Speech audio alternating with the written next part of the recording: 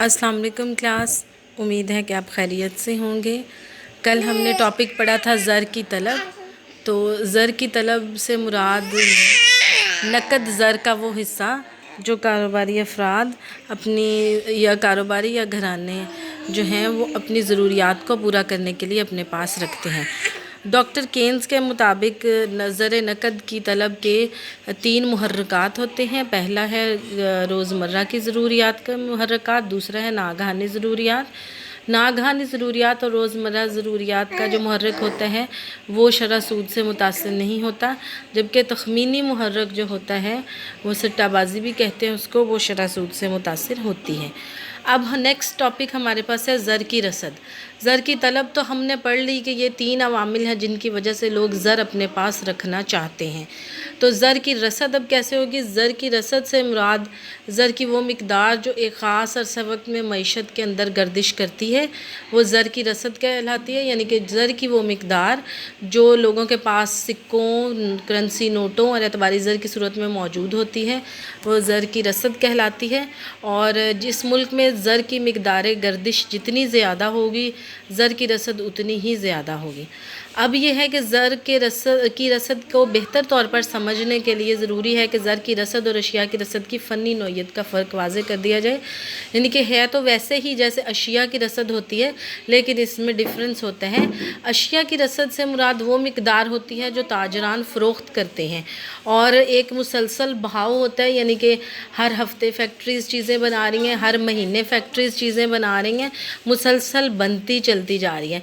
लेकिन जब हम बात करते हैं ज़र की रसद की तो ज़र की रसद मुअय्यन होती है। 6 माह बाद ज़र की रसद आती है या 1 साल बाद ज़र की रसद आती है, तो उसमें मुसलसल बहाव नहीं होता। अशिया की जो पैदावार और रसद में दायरवी बहाव पाया जाता है, यानी कि अशिया पैदा की जाती हैं तो उनको इस्तेमाल कर लिया जाता है और वो ख़त्म हो जाती हैं, फिर दोबारा अशिया पैदा की जाती हैं, दोबारा उन्हें इस्तेमाल किया जाता है। जबकि ज़र की रसद से मुराद ये है कि जब एक दफ़ा ज़र पैदा हो जाता है तो वो दायरे की सूरत में बार बार गर्दिश करता रहता है। और ज़र जो है चूँकि बराह रास्त इस्तेमाल करने वाली चीज़ नहीं है, यानी कि आप ज़र को खा नहीं सकते, डायरेक्टली इस्तेमाल नहीं कर सकते, किसी और चीज़ की तलब को पूरा करने के लिए आप ज़र को इस्तेमाल करते हैं।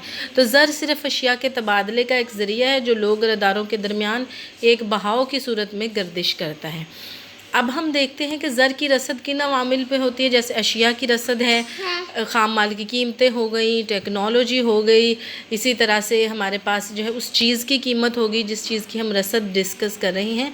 तो अब हम ज़र की रसद देखते हैं कि ज़र की रसद का इन्हसार किन अवामिल पर होता है। तो ज़र की रसद का इन्हसार सबसे पहले ज़ेर गर्दिश ज़र पर होता है। ज़ेर गर्दिश ज़र के जो मार्केट में ज़र गर्दिश करता है, जैसे कि 1 रुपया है तो वो कितनी दफ़ा गर्दिश करता है। जितनी भी हमारे पास ज़र होता है हम उसको ऐसे नहीं लेते कि 1 लाख रुपए सपोज़ ज़र की ज़रूरत है तो हम देखें कि 1 लाख रुपए हमें मार्केट में नई करेंसी लेके आनी है, बल्कि उसको हम देखते हैं कि एक दिन में हम देखते हैं वेलोसिटी, इसको कहते हैं कि एक दिन में 1 रुपया कितने हाथ बदलता है।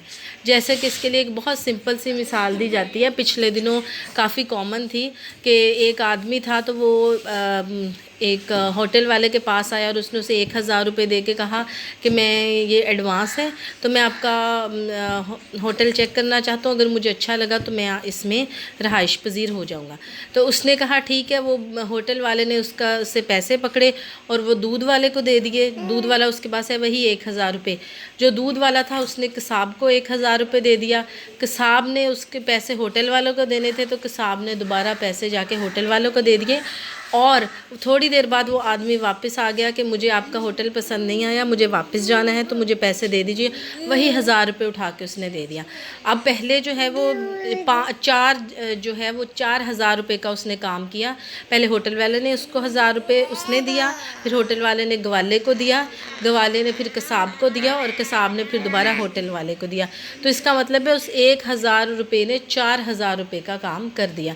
तो इसी तरह से हम कहते हैं कि जितना एक दिन में करेंसी नोट गर्दिश करता है उतने अगर करेंसी नोट 10 दफ़ा गर्दिश करता है तो इसका मतलब है कि हमें 1000 रुपये चाहिए या हमें 100 रुपये चाहिए, तो हम 10 रुपये जारी करेंगे ताकि वो 100 रुपये की जो है वो काम कर सके। اب یہ ہے کہ یہ جو ہمارے سکے اور کاغذی نوٹ ہوتے ہیں یہ قیمت جاننے کے لیے حسابی اکائی کا کام دیتے ہیں، اور یہ بھی آپ کو پتہ ہے کہ ملک کی کرنسی جو ہے اس کا انحصار مرکزی بینک کے پاس موجود سونے، چاندی اور منظور شدہ تبادلہ کے ذخائر پر ہوتا ہے۔ میں نے آپ کو بتایا تھا کہ زر نقد محفوظ جو ہے وہ ہمارے پاس ہوتا ہے کہ کسی بھی ملک میں کتنا ہمارے پاس سونا چاندی موجود ہے تو اس کو ضمانت کے طور پہ رکھ کے نئے نوٹ چھاپے جاتے ہیں۔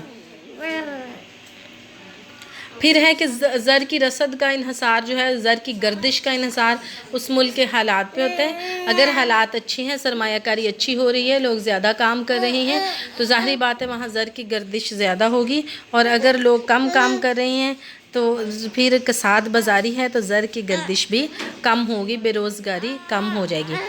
تو زیر گردش زر کن کن چیزوں پہ ڈیپینڈ کرتا ہے وہ ہم دیکھتے ہیں۔ پھر حکومتی خرچ ہے، اگر حکومتی خرچ زیادہ ہوگا تو زر کی رسد بڑھ جائے گی، اگر افراط زر ہوگا تو زر کی رسد بڑھ جائے گی، ٹھیک ہے۔ اور لیکن یہ ہے کہ زر کی رسد کیسے بڑھے گی یہ بھی ڈیپینڈ کرتا ہے۔ اگر حکومت ٹیکس لگا دیتی ہے تو زر کی رسد حکومت کے پاس چلی جائے گی، لوگوں کے پاس کم ہوگی۔ دوسرا ہے ہمارے پاس زر اعتبار۔ جیسے کہ آپ کو پتہ ہے آج کل جو ہے وہ اعتباری زر بہت زیادہ استعمال ہوتا ہے کاروباری لین دین میں، اور زر کی رسد کا ایک بڑا حصہ اعتباری زر پر مشتمل ہوتا ہے، اور تجارتی بینک ضرورت مند تاجروں کو قرضے دیتے وقت زر نقد دینے کی بجائے قرضوں کی رقوم قرض لینے والے افراد کے نام کھاتے کھول کر منتقل کر دیتے ہیں۔ آپ اگر دیکھیں کہیں ارد گرد کسی نے قرض لیا ہو بینک سے تو آپ یہ نوٹس کریں گے کہ بینک والے کبھی بھی اگر 10 لاکھ قرض لیا ہے تو 10 لاکھ یکمشت رقم آپ کے ہاتھ میں نہیں پکڑائیں گے، بلکہ وہ آپ کے نام کا اکاؤنٹ کھولیں گے، اس میں وہ رقم جمع کروا دیں گے اور آپ کو چیک بک دیں گے کہ آپ جب چاہیں اپنا جو ہے وہ اماؤنٹ نکلوا سکتے ہیں۔ چنانچہ بینکوں کے پاس جس قدر طلبی امانتیں ہوتی ہیں اتنی ہی مالیت کے چیک ملک میں گردش کرتے ہیں، یعنی کہ اگر بینک کے پاس 1 کروڑ روپیہ ہے تو 1 کروڑ روپیہ بینک کے پاس موجود ہے، لیکن 1 کروڑ روپے کے چیک جو ہیں وہ ملک میں گردش کر رہے ہوتے ہیں، لہٰذا بینکوں کی جاری کردہ طلبی امانتوں کے برابر جتنے چیک گردش کر رہے ہوں گے وہ زر کی رسد کہلائے گی۔ ظاہری بات ہے جتنے زیادہ چیک ہوں گے وہ زر کی رسد کہلاتی ہے، کیونکہ وہ بھی جو چیک ہوتے ہیں وہ بھی زر کی جگہ پہ کام کرتے ہیں اشیاء کے لین دین میں۔ اب ہے ہمارے پاس بچتوں پہ بھی انحصار ہوتا ہے زر کی رسد کا۔ اگر لوگ اپنی ضروریات پر خرچ نہیں کرتے، بچا کر رکھ لیتے ہیں تو زر کی رسد اتنی زیادہ ہوگی۔ کسی ملک میں بچتوں کے 3 اہم ذرائع ہوتے ہیں۔ اگر بچتیں زیادہ ہوں گی تو زر کی گردش کم ہوگی۔ جب زر کی گردش کم ہوگی، ظاہری بات ہے اگر ایک نوٹ 10 دفعہ گردش کرتا ہے تو وہ 100 روپے کا کام دیتا ہے، تو اگر ہمیں 10 روپے کا نوٹ اگر 10 دفعہ گردش کرتا ہے ایک دن میں تو ظاہری بات ہے پھر ہمیں 100 روپے چاہیے تو ہم 10 کا نوٹ جاری کریں گے، لیکن اگر یہی جو زر کی گردش کی رفتار ہے وہ 5 ہے، یعنی کہ ایک نوٹ 5 دفعہ گردش کرتا ہے تو اس کا مطلب ہے ہمیں 10 کی بجائے 20 روپے جاری کرنے پڑیں گے تاکہ وہ 100 روپے کے زر کا کام دے۔ تو اسی طرح سے جب اگر لوگ بچتیں زیادہ کریں گے تو زر کی رسد زیادہ ہوگی، کیونکہ رفتار گردش زر کی کم ہوگی۔ بچتوں کے اہم ذرائع کون کون سے ہیں؟ کسی بھی ملک میں بچتوں کا سب سے پہلا ذریعہ ہوتا ہے انفرادی بچتیں۔ انفرادی بچتیں کہ جو فرداً لوگ کرتے ہیں، اپنے گھروں میں آپ جیسے کرتے ہیں کہ جو آمدنی آتی ہے تو اس کا کچھ حصہ کوشش کی جاتی ہے، چاہے وہ مائنر ہو چاہے وہ میجر ہو، جتنا بھی ہو سکے اس کو بچا کر رکھ لیں، اور یہی بچتیں اکثر اوقات لوگ سیونگ اکاؤنٹس میں بینکس میں جمع کروا دیتے ہیں، اور بینک انہی بچتوں کی بنیاد پر آگے لوگوں کو قرضے جاری کر دیتے ہیں اور ملک میں زر کی رسد بڑھ جاتی ہے۔ دوسرا ہے کاروباری بچتیں۔ کاروباری ادارے اپنا سالانہ منافع سارے کا سارا حصے داروں میں تقسیم نہیں کرتے، بلکہ اس کا کچھ حصہ محفوظ کر کے مستقبل میں کاروبار پھیلانے کے لیے رکھ لیتے ہیں۔ یہ آپ نے پہلا چیپٹر جو پڑھا تھا قومی آمدنی کے تصورات، اس میں آپ نے دیکھا تھا کہ شخصی آمدنی حاصل کرنے کے لیے ہم مشترکہ سرمایہ کی کمپنیوں کے غیر منقسم منافع جات کو مائنس کر دیتے ہیں، تو یہ وہی منافع جات ہیں جو کہ ارن تو کیے ہوتے ہیں انہوں نے، لیکن وہ آپس میں تقسیم نہیں کرتے بلکہ کچھ حصہ اپنے منافع کا کاروبار کی وسعت کے لیے رکھ چھوڑتے ہیں۔ اور یہی ہے جب غیر منقسم منافع جات وہ بینک میں جمع کروا دیتے ہیں تو بینک میں جمع کروانے سے نئے قرضے جاری ہو جاتے ہیں، جس کی وجہ سے زر کی رسد بڑھ جاتی ہے۔ اور سیکنڈلی یہ ہے کہ اگر وہ بینک میں نہ بھی جمع کروائیں، اپنے کاروبار کو وسعت دے لیں تو کاروبار کو وسعت دینے سے روزگار بڑھے گا، روزگار بڑھنے سے لوگوں کی آمدنیاں بڑھیں گی تو زر کی رسد بھی بڑھ جائے گی۔ दूसरा हमारे पास है कारोबारी बचतें। कारोबारी बचतें वही जो हमने अभी देखी हैं। तीसरा हमारे पास सरकारी बचतें। सरकारी बचतें जो हुकूमत करती है, सरकार करती है। हुकूमत हर साल अपना बजट बनाती है और आपको पता है जून के एंड में हमारे पास बजट आ जाता है और उसमें फिर पूरी डिटेल होती है कि इतनी हमारी अर्निंग होगी, यहाँ से हमारी अर्निंग होगी। और हुकूमत की आमदनी का सबसे बड़ा हिस्सा है वो टैक्स होता है।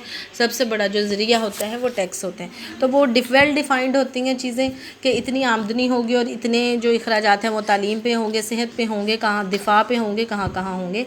तो अगर हुकूमत अपनी फाजल आमदनी बैंकों में जमा करा दे, अगर हुकूमत की वसूलियाँ ज़्यादा हों, आमदनी ज़्यादा हो तो अखराजात कम हो, तो हुकूमत जो है वो अपनी जो फ़ालतू आमदनी है वो बैंक्स में अगर जमा करवा दे तो उस सूरत में बैंक्स उस आमदनी को भी इस्तेमाल में लाकर कर्ज़ जारी कर सकते हैं।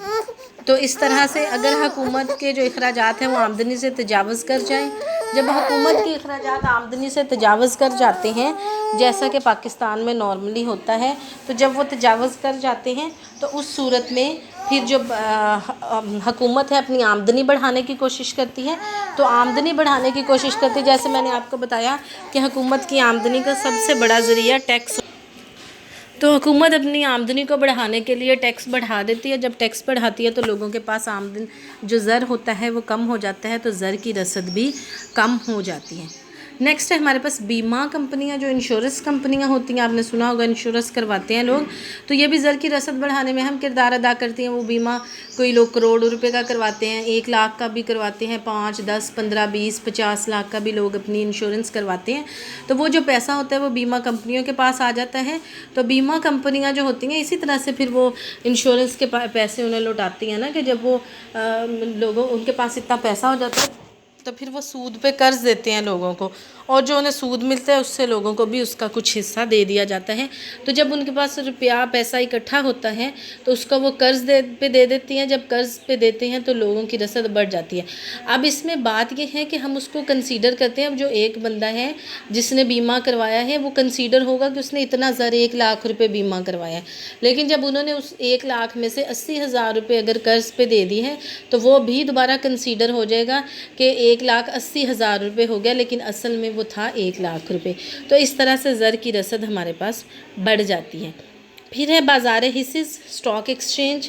थोड़ा सा मैंने उस दिन भी आपसे ज़िक्र किया था कि खुले बाज़ार का वो अमल होता है जिसमें हुकूमत और नीम सरकारी इदारे अपने हिस्से, कफ़ालतें, तमस्कात, बॉन्ड्स और हुंडियाँ वगैरह ख़रीदते और फ़रोख्त करते हैं। एक सिंपल सी चीज़ है, हिस्से हम शेयर्स को कहते हैं। यानी कि जो बड़ी बड़ी कंपनीज़ होती हैं, अक्सर औक़ात ऐसा होता है कि वो या तो ये होता है कि वो 2, 3, 4 जितने भी पार्टनर्स की होती हैं, ठीक है, लेकिन सम टाइम ऐसा होता है कि जब कंपनियां लॉस में जा रही होती हैं तो वो अपने लॉस को बेयर करने के लिए ऐसा करती हैं, या उन्हें वैसे अपने कारोबार को वसअत देने के लिए सरमायाकारी की ज़रूरत होती है, तो अक्सर औक़ात वो अपने शेयर्स बना लेती हैं कि इतने लाख का शेयर है, जो ख़रीदेगा उसको हम सालाना इतना प्रॉफिट देंगे, तो उसको हम हिस्से कहते हैं। तो ये जो शेयर्स होते हैं ये डायरेक्टली जो है वो स्टॉक एक्सचेंज में जाके, यानी कि खुले बाज़ार के अमल में जाके ख़रीदे भी जा सकते हैं और फ़रोख्त भी किए जा सकते हैं। और अक्सर औक़ात आपने ड्रामों में भी देखा होगा कि ऐसे ही लोग जो है वो शेयर ख़रीद के, ज़ाहिर बात है जिसके पास 50% से ज़्यादा शेयर होंगे तो वो हकदार होगा, तो अक्सर लोग इस तरह से ख़रीद के दूसरों को दिवालिया करते हैं। तो मस्कात, बॉन्ड्स और हुंडियाँ वगैरह ख़रीदते और फ़रोख्त करते हैं। जिन लोगों के पास वाफर मिकदार में सरमाया मौजूद होता है वो अपना सरमाया बाज़ार हिस्से में मुख्तलिफ़ हिस्से या कफ़ालतें ख़रीदने पर ख़र्च कर देते हैं।